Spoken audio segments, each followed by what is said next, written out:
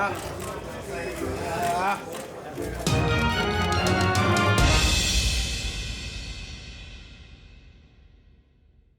him to come through. That was me. Bro, I thought that was you, bro. I went back immediately. I thought they was. Boxing Insider. Champ side, what's up, baby? What's good? I think you set the blueprint for Kovalev. You know, I think a lot of people probably agree with me.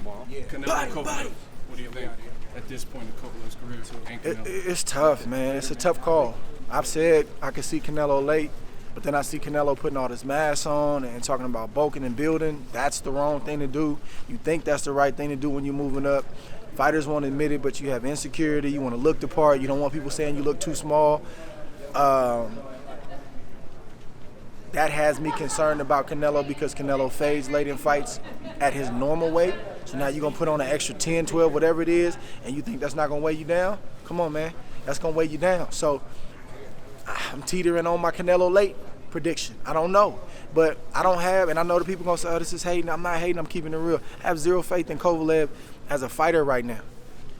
Kovalev has been, that's a good headline. Kovalev has been, he's been selling a lot of wolf tickets. You know, oh, Ward this and Ward cheated and this and that. It's not that, no, I'm good. I'm not doing this. Training camp was great. And then you really get the real story behind the scenes and it's like, that's not true. And then your performance shows it. He said that if he got stopped in a fight with Yard, this is Kovalev, I'm quoting him right now, that if I got stopped in that fight, I was going to retire. Well, we know he was a punch or two away from getting stopped. So that tells me you're a punch or two away from retiring. That's the guy that Canelo's facing right now. Does that mean that Canelo's not taking a risk? No, he gets credit for taking a risk. He's going up 2 weight classes.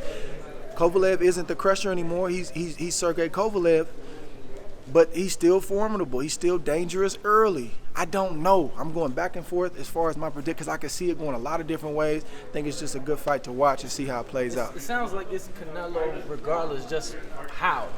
Is that... I don't know. Like, You said Kovalev. I don't know. We know he's heavy-handed, but you said, and I thought this resonated with me, you said he's not that strong. He's a solid puncher. No, you said he's not that strong. I know, but I'm going back to the first thing. He's a solid puncher. And no, he's not physically strong. Which is just his body. Like, if you look at his body, he got the curved back. Like, his core is not strong. Like, the type of build that he has and the way he bounces, like he presents himself like he's bigger than what he actually is. And then you add in the knockouts and stuff, and he's good at long range. But if you get past that, then all of a sudden you got a different fighter. That's what my coach was a master at, and that's what he taught me. Okay, we acknowledge what a guy does great and what he does well, but if we put him in this position, what does he do? He's a different guy, right? Yeah, he's a different guy. You take away a fighter's greatest strength. He doesn't know anything other than just being long range, boxing, being in his rhythm, and you being afraid of him and allowing him to rest when he wants to rest and fight when he wants to fight. No. I'm going to fight when you want to fight, and then I'm going to fight when you want to rest. And then we're going to see what you're working with. What would you take away from Canelo? As far as? Greatest strength. Like, what would you take away from him? I think Canelo's a good boxer. I think he's an underrated boxer. I think he has a good power.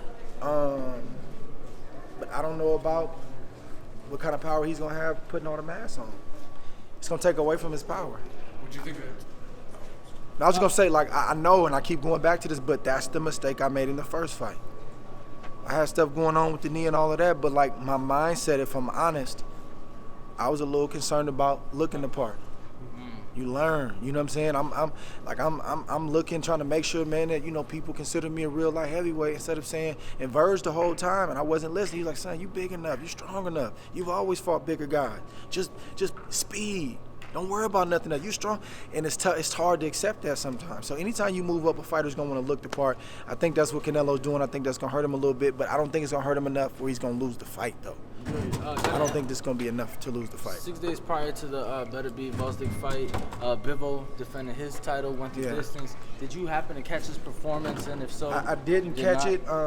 He won a decision. So if you enjoyed this video and want more content like this on the channel, you can show your appreciation by going to the PayPal donate button or the YouTube support button, and you can donate any amount that you feel is equivalent to the value of this video. Much more to come. Thank you guys for your support. Boxing Ego, the future of boxing.